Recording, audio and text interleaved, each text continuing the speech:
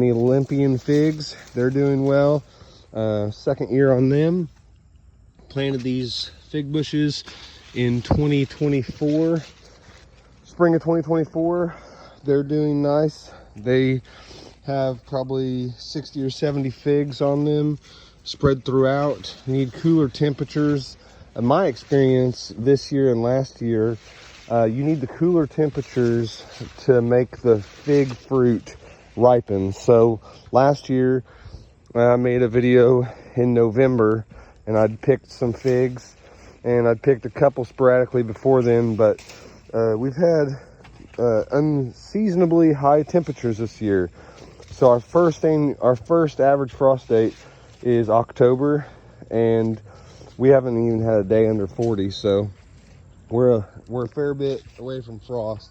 Matter of fact, I was checking the 14-day forecast, and there's no frost in the 14-day forecast. So we'll have to see what happens there. Over here we have elderberry. That plant looks really nice and healthy. The one over here looks like it's dying back, but I'm not worried about that really. These things I'm not worried about. They fruit on 1 year wood, so it doesn't really matter the maturity and how big that bush gets. I'm going to cut it way back. Elderberries are very, very prolific, so I'm going to cut it back heavily anyhow. So I'm not really concerned about that. We harvested enough elderberry this year to make 2 gallons of syrup. I'm hoping to extend that.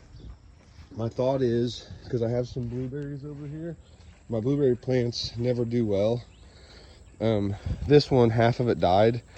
We had a decent harvest of blueberries this year. There's a little blueberry plant here. It's not doing that great.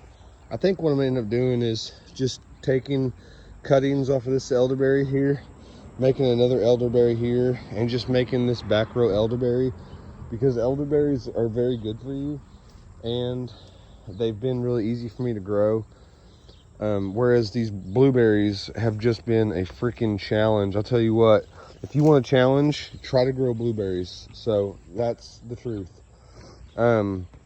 Celosia still doing well. Made a bunch of tea out of celosia this year. Some straggler tomatoes just came through there today and picked 22 green tomatoes. Still a bunch more on there. They'll be sticking around till frost. I forget what this was, but I planted it for pollinators. The seed came from Baker Creek Seed Company. As you can see, got a pollinator right there working.